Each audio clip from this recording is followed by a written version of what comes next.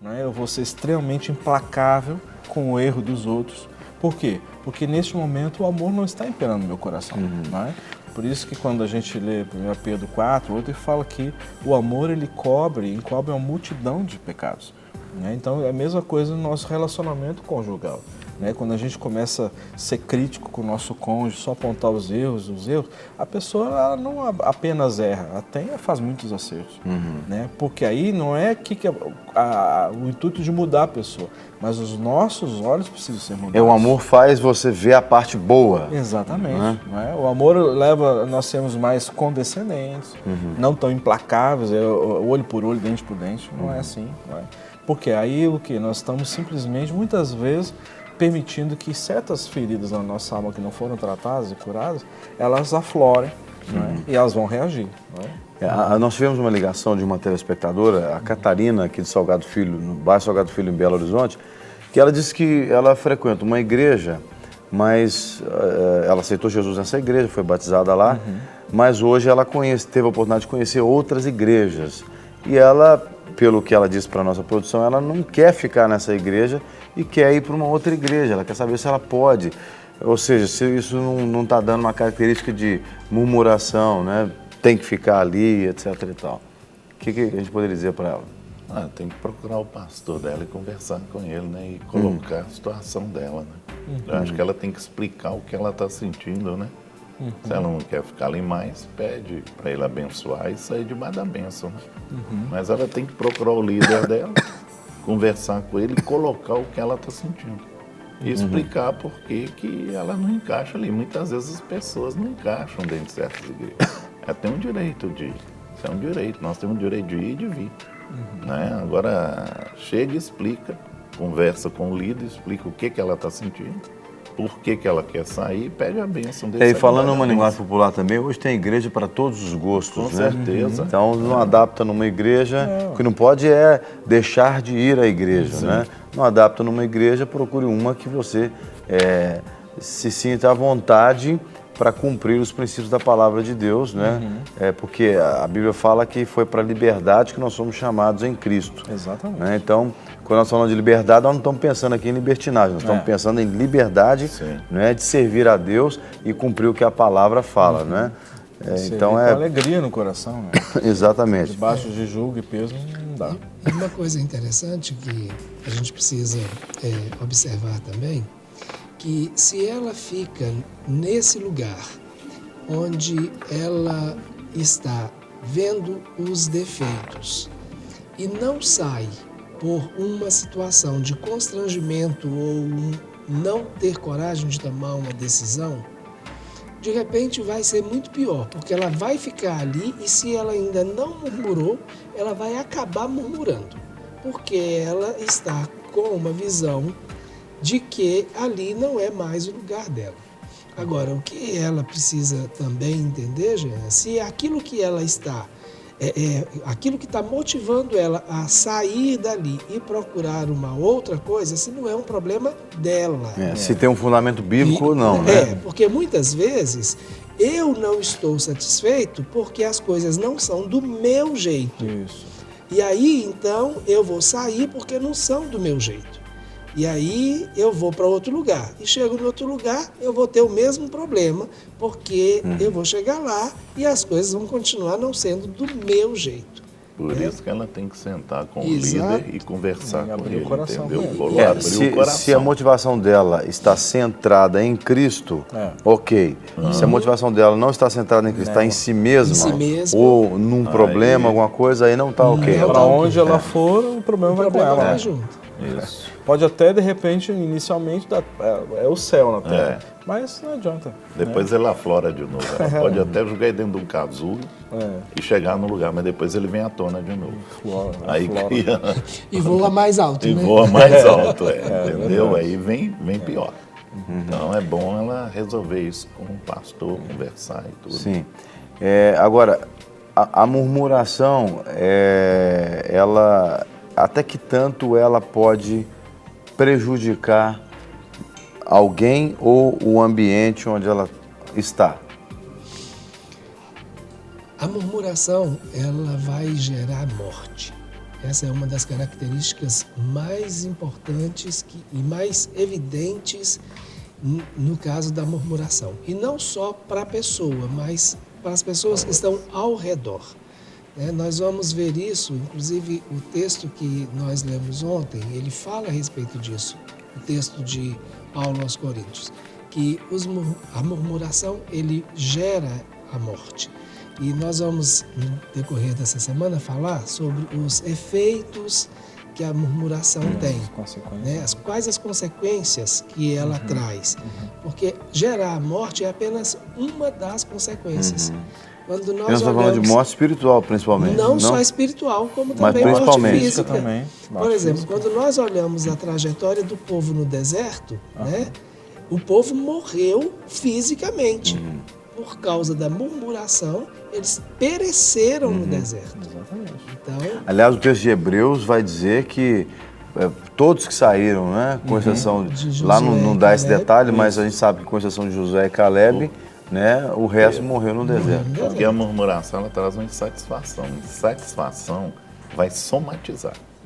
Você entendeu? Vai trazer gastrite, enxaqueca. Tem muita gente aí que tem enxaqueca, aí você vai ver. Mas manifesta problemas de saúde, a pessoa morre de um problema de saúde. O que aconteceu com Miriam, por exemplo? Mesma coisa. Vai reclamar a respeito de Moisés. O que Deus fala dessa forma com Moisés e com a gente não, comigo não. A ponto de que ter que travar todo o processo da caminhada de Israel. Teve que ela ser tirada no meio, fora do arraial, por um período até que pudesse, ou seja, ser sarada da enfermidade que ela adquiriu por conta disso e ter afrontado Deus. E isso que trava a obra do Senhor, trava o corpo de Cristo, traz contaminação no corpo de Cristo. E perde o contato também numa questão. Normalmente ninguém quer ficar perto do murmurador. Essa pessoa fala, reclama demais, as pessoas começam a evitar. Então isso aí também a pessoa tem que ver, trabalhar isso, tratar isso, porque afasta você das pessoas. Talvez você não está entendendo assim, por que as pessoas afastam de mim? Às vezes eu estava tratando, a pessoa me perguntou, por que as pessoas afastam de mim? Eu falei, porque você é murmurador. Entendeu? Ele falou, eu sou murmurador. Eu falei, você é murmurador e você é chato. Falei com a pessoa, que você bom, é chato. Que bom que o senhor falou isso pra ele. Você é chato. Porque os outros não foram amigos dele para falar com ele antes. Eu falei, você é uma pessoa chata. E a pessoa mudou. Ela mudou, tomou posição, mudou. Que bênção. Não é? Que bom que o senhor... E uma das coisas que faz... Não, pera só um pouquinho. Se ninguém falou que você é chato até hoje, mas estão só se afastando de você, então olhe no espelho e diga, você é chato, Você precisa mudar de vida, Porque uma coisa que falta muitas vezes é alguém dizendo pra gente é chato mesmo, É isso mesmo. Deixa eu aproveitar e falar de alguém que não falou que a gente é chato, mas que ligou aqui para agradecer, a dona Adélia, nossa telespectadora. Mas tem gente que liga falando que a gente é chato, sabia? Eu recebo de vez em quando aqui algumas ligações falando que eu sou chato. E eu até agradeço essas pessoas, porque quando fala que eu sou chato, porque só quando elogia, a gente começa a se achar mesmo, Mas quando fala que é chato, você fala, poxa vida, será que eu não estou sendo chato mesmo, Te faz pensar, Com certeza. Mas uma das coisas que faz com que o murmurador acabe ficando isolado tem muito a ver com uma das causas da murmuração. O murmurador, normalmente, ele se vê superior aos outros. Exatamente.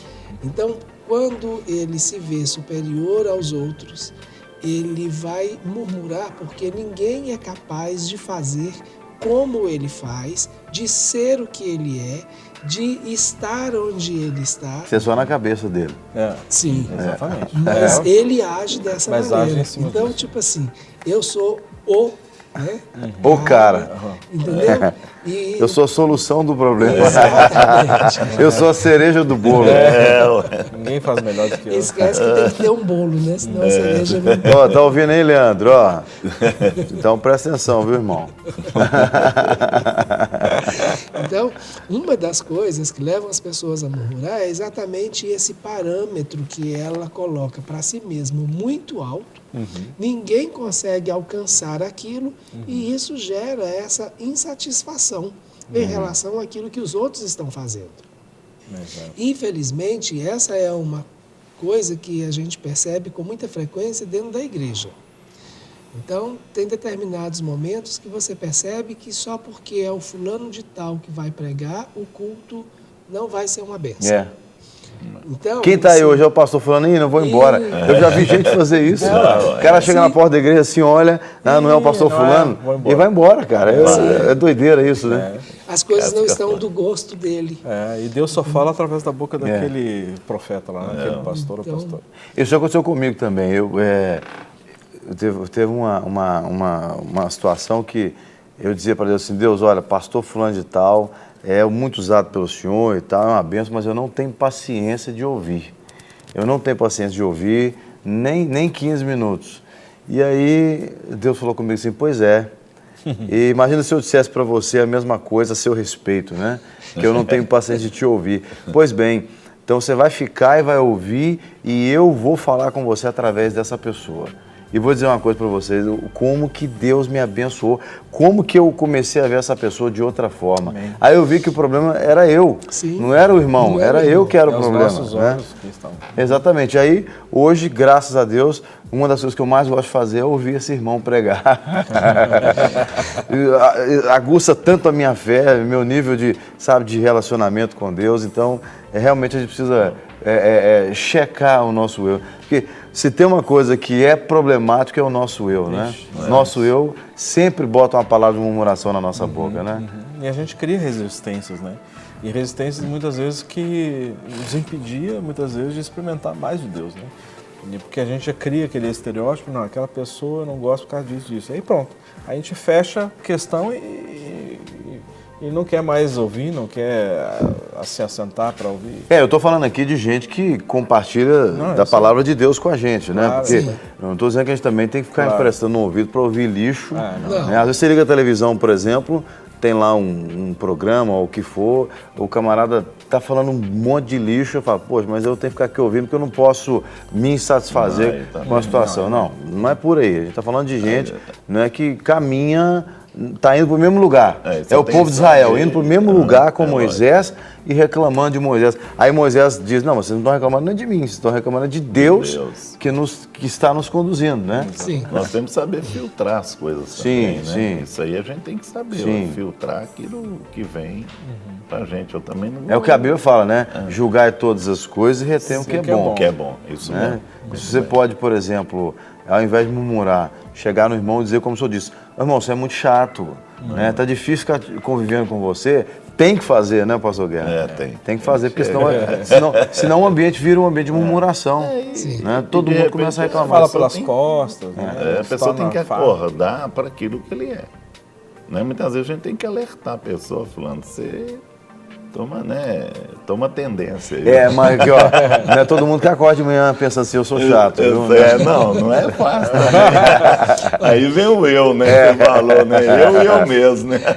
Mas a pessoa pode não acordar de manhã pensando que ela é chata, mas ela pode acordar de manhã sendo grato. E aí nós temos uma outra questão que leva a pessoa a murmurar. A falta de gratidão. Então, às vezes você não se vê chato e às vezes você nem é chato. Mas se você não desenvolve gratidão, você vai pelo mesmo caminho daquele que é chato. Que é murmurador. Porque a falta de gratidão, ele vai gerar isso. Então a gratidão é um antídoto para murmuração. Exatamente. Com certeza. Nós sermos gratos e permitir que através do Espírito Santo de Deus, o Senhor sonde os nossos corações, invada o nosso coração, para nós entendermos que toda boa dádiva e todo dom perfeito vem de Deus. É isso que nós temos que entender, não é? Então, assim, toda boa dádiva vem do Senhor. Então, isso vai gerar o quê? Vai gerar gratidão. E gratidão é diferente de conformismo. Ser conformado é uma coisa, ser grato é outra coisa completamente diferente. Diferença, né? Então, conformar é você ficar dentro da forma e achar, a forma é maravilhosa.